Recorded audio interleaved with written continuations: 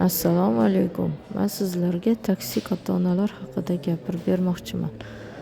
Toksik ota-onalar o'z bolasidan o'z kelajagi uchun doim foydalanadigan va bolalarini xohishi bilan ishi yo'q, qarshi chiqadigan odamlar hisoblanadi.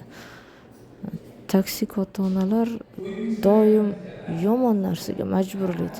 Agar mabodo bolasidan biri yaxshi odam topsa, undan uzoqlashtirishga, yaxshi odamlar bilan yaxshilashmaslikka harakat qiladi. Chunki bolani ular tortib oladi deb hisoblaydi. Bolasini hech kim tortib olish niyati yo'q. Endi ular xayoliga shunaqa narsa keladi. Ko'ngli mendan yo'qoladi degan narsa. Bolam o'zi ko'ngli yo'qolib bo'lgan bo'ladi. Ba'zilar bor, ota-onam deydi, yaxshi ko'radi, majbur bo'lib qilib yuraveradi yaxshi ko'rish uchun, lekin katta bo'lib ular afsuslanib qoladi. Keyin bunaqalar ham ustoz yomon chiqsa eshitish xohlamaydi. Hammasiga sen aybdorsan deyaveradi. Taksichini ustozlar ham bor.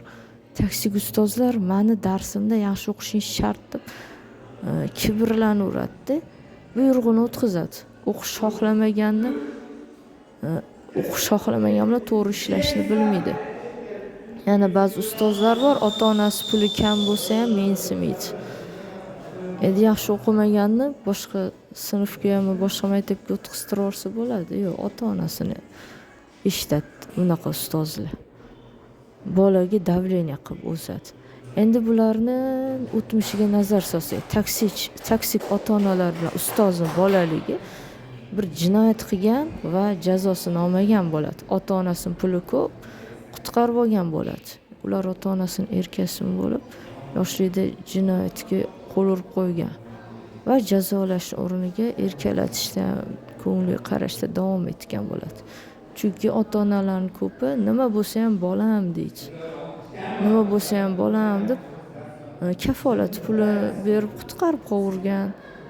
Bu haqiqat, butun dunyoda bor shunaqa narsa.